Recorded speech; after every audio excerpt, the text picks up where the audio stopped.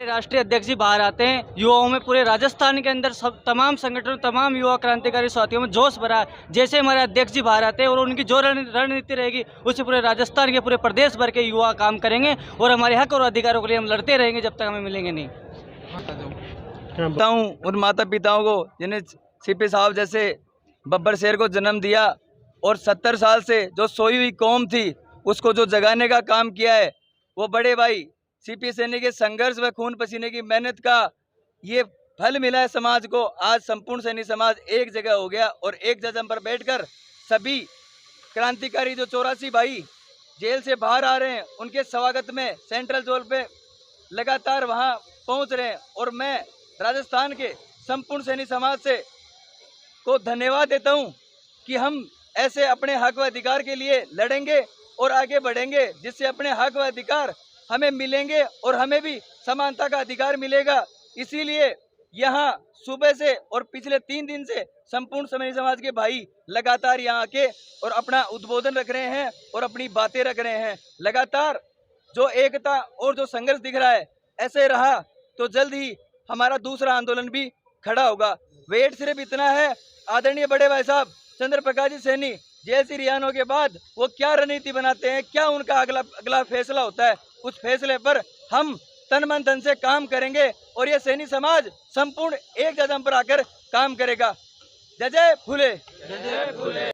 5 दिन के बाद जयपुर और पूरे राजस्थान में आज खुशी की लहर सैनी समाज में है और इसी को देखते 15 तारीख से लगातार सैनी समाज में आज का दिन हमारे लिए बहुत ही ऐतिहासिक दिन है। और हम ये बताना चाहते हैं कि जिस प्रकार से प्रशासन द्वारा हमारे नाबालिग बच्चों पे भी 307 के मुकदमे लगा दिए गए और आज मैं धन्यवाद करता हूं इन सभी अधिवक्ताओं का जिन्होंने एकजुटता का प्रमाण दिया और जयपुर के ही नहीं पूरे राजस्थान भर से अधिवक्ता यहाँ एकत्रित हुए, उनका भी हम सैनी समाज की ओर से उनका धन्यवाद करते हैं। और जहाँ आगे की बात है, हमारे जो सीपी जी जो इस आंदोलन का नेतृत्व कर रहे थे वो शाम तक वहाँ रिहा हो जाएंगे और फिर आगे बैठकर एक रणनीति बनाई जाएगी कि आगे क्या किया जाए। और मैं इसी आपके चैनल के माध्यम से हमारे माननीय मुख्यमंत्री जी को भी कहना चाहता हूँ, जिस तरीके से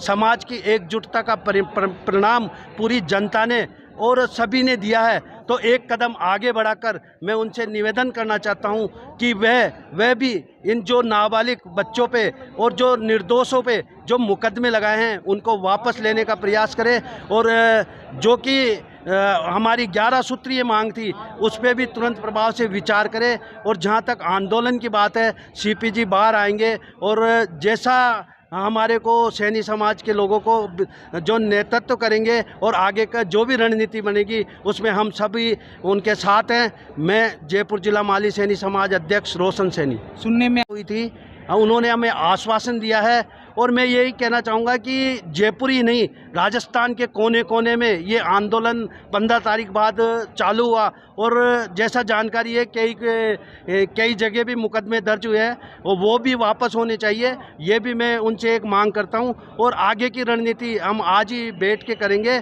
और पूर्व जब हमारे नेता हमारे बीच में आएंगे सीपी जी, उसके बाद में हम दोबारा मीडिया से रूबरू होंगे और सारी रणनीति हम आप लोगों के सामने रखेंगे। को न्याय मिला और हमारे सभी क्रांतिकारी वीर 181 जो क्रांतिकारी वीर हैं उनको आज बाइज्जत रिहा कर दिया गया है 25-25 हज़ार के जमानत मुचलके पे।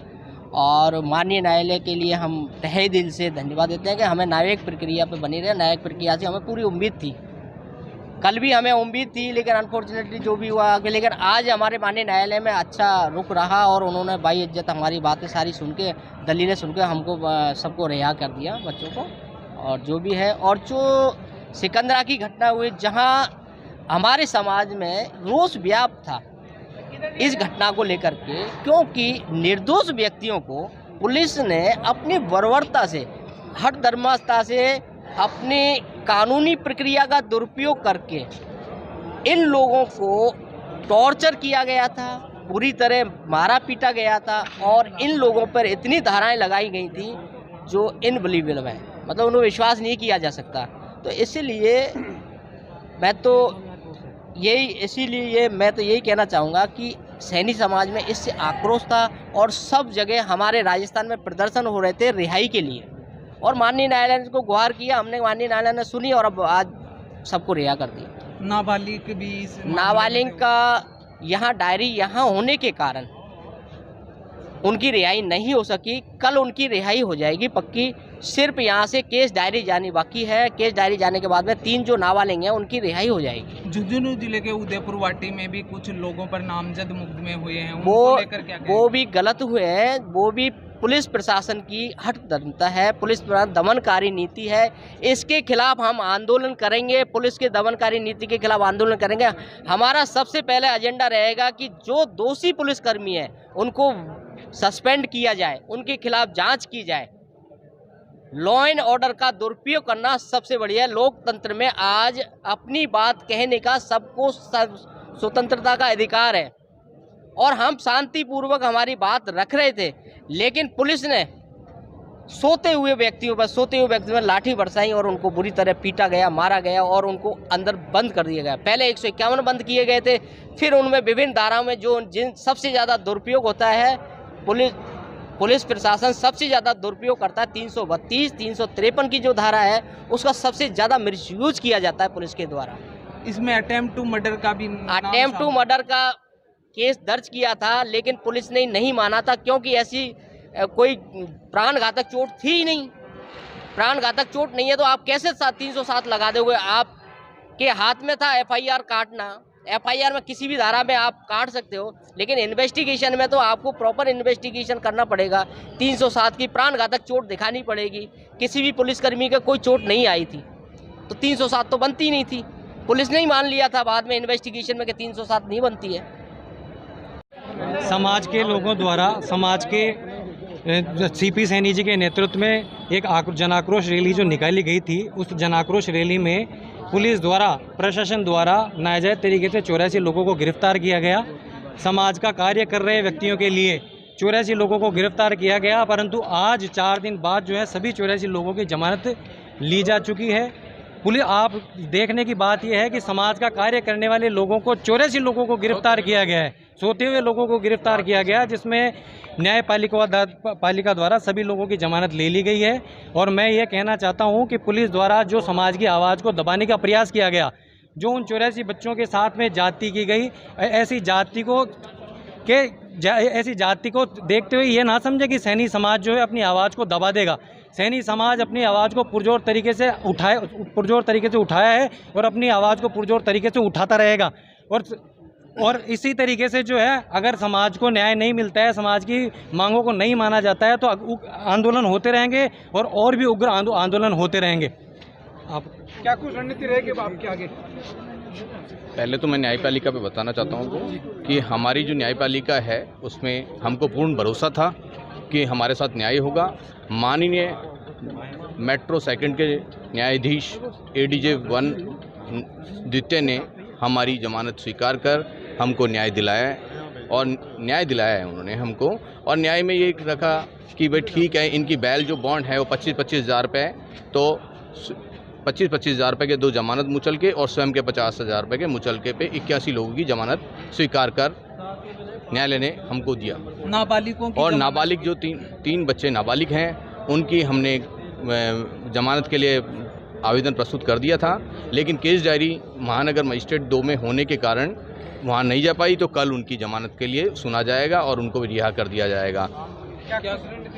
कैसी विडम्बना है साहब, नाबालिग बच्चों के ऊपर भी पुलिस ने अटेम्प्ट ऑफ मर्डर लगा दिया। बच्चे बेचारे सो रहे थे, उन्होंने मार के हाथ पैर तोड़ दिए इनके, और ऊपर से ये कह रहे हैं इतनी धाराएं लगाई हैं। अगर कोई चोर डाकू चोरी करता है, डाका डालता है, उस पर भी इतनी धाराएं नहीं लगती जितनी धाराएं इन्होंने हमारे इन बच्चों पे लगा दी।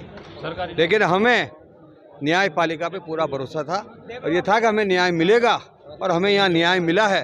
अब हमारी अगली मांग यही है कि आप इसकी जांच करें सरकार, और जो पुलिस वाले दोषी हैं और जिन्होंने बेरहमी से इन बच्चों के हाथ पैर तोड़े हैं, उन सबको कड़ी से कड़ी सज़ा दे, उन्हें सस्पेंड करे।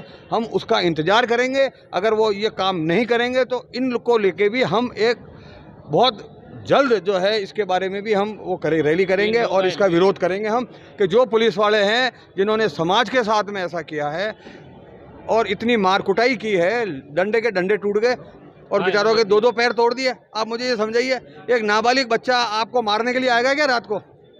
न्याय जो हमारे न्यायाधीश थे उन्होंने आराम से सारी चीज़ सुनी, देखी, उन्होंने ये माना कि ये जो पुलिस ने केस बनाया है वो गलत है, सबको जमानत दी उन्होंने, किसी एक को भी दोषी नहीं माना। आप ये देखिए, सैनी समाज तो बहुत शांत प्रिय रहने वाला है, वो इस तरीके की हरकत कर ही नहीं सकता। हमारे हिसाब से दोषी वो है जिन्होंने हमें डंडे मारे हैं, जिन्होंने हमारे हाथ पैर तोड़े हैं, जिन्होंने सर तोड़ा है हमारा। हमारे नाबालिग बच्चे कभी आप मेरे साथ किसी का खून करेंगे क्या? किसके सर पर चले डंडे, क्या लगता है? सारे के सारे हैं, उनके सारे के रिकॉर्ड बना हुआ है, सारों की रिकॉर्डिंग बना के हम लोगों ने डाल रखा है। किसी के सर टूटे हुए हैं, किसी के पैर टूटे हुए हैं, प्लास्टर चढ़े हुए हैं, और कई तो ऐसे हैं जिन्होंने हाथ पैर टूटने के बाद में बेचारे अपने खुद ही चले गए, इलाज के लिए भी नहीं कहा, पुलिस में कोई शिकायत भी नहीं की है। तो इसलिए क्या है कि अब समाज शांत रहने वाला नहीं है, ये समाज वो है जो शांत प्रिय था, लेकिन आपने इनको जगा दिया है ये कह के कि हम तुम्हें डंडे से मारेंगे। तो अब समय आएगा, हम बता देंगे कि कौन किसको मारता है।